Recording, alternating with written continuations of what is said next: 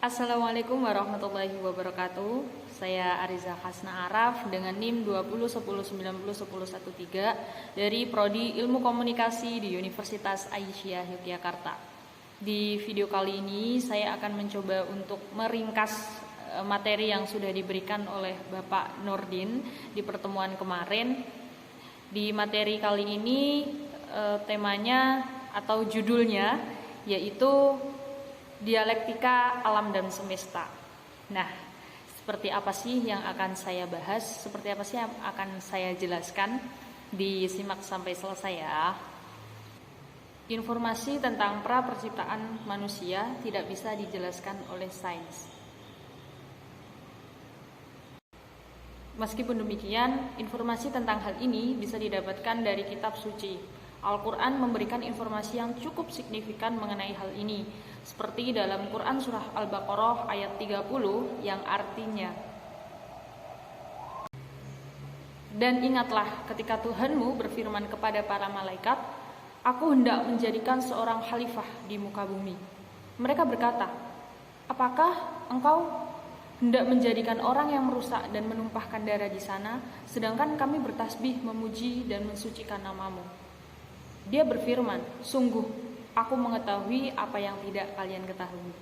Berdasarkan ayat di atas, manusia memang diciptakan oleh Allah untuk menjadi seorang khalifah di muka bumi.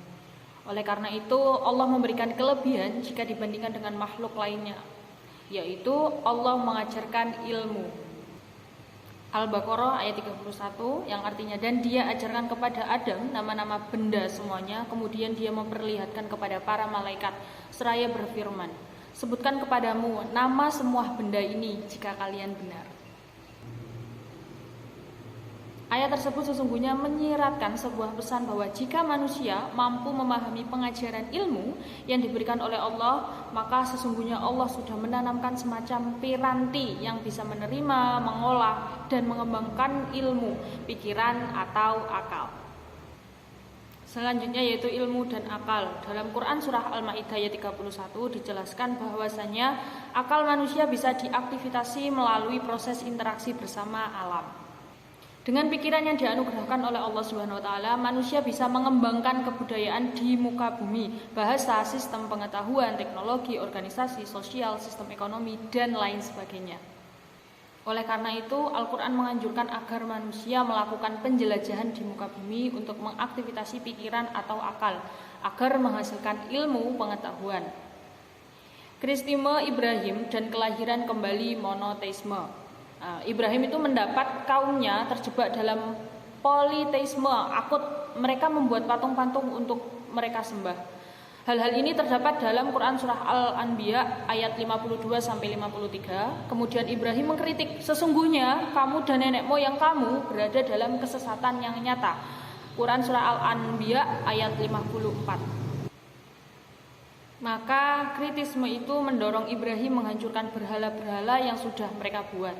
Kritisme ini juga mendorong Ibrahim mencari kebenaran sejati tentang Tuhan melalui interaksi dengan alam semesta. Ia mencoba membaca alam untuk mencari petunjuk tentang Tuhan yang sebenarnya. Melalui kisah Ibrahim ini bisa didapatkan penjelasan bahwa ilmu pengetahuan yang didapatkan dari pengamatan terhadap alam semesta seharusnya bisa menemukan kebesaran Allah Subhanahu wa taala melalui ciptaannya, atau dalam Al-Quran disebut dengan albab, hamba yang cerdas. Dengan demikian, salah satu visi Islam tentang ilmu pengetahuan seharusnya menemukan kebesaran Allah melalui alam semesta. Akan tetapi, seiring dengan sebagian dinamika sosial yang menggerakkan umat manusia, di mana agama tidak bisa menjadi resolusi permasalahan umat manusia, bahkan menjadi bagian dari permasalahan, maka keberadaan agama pun digugat. Apalagi ketika eksplorasi ilmu pengetahuan dan teknologi yang telah dicapai umat manusia semakin luas dan maka sebagian umat manusia mengambil jalan ateisme, di mana agama-agama dan Tuhan-Tuhan mereka tak dipercayai lagi. Perkembangan pikiran manusia ini membuktikan betapa dahsyatnya akal dan pikiran manusia ketika berinteraksi dengan alam semesta. Ia mirip seperti bayi yang baru dilahirkan dan akan dibentuk sesuai dengan proses yang dilalui berikutnya. Sekian dari saya, untuk kurang dan lebihnya mohon maaf yang sebesar-besarnya. Wabillahi taufiq wal hidayah wa ridha wal inayah. Wassalamualaikum warahmatullahi wabarakatuh.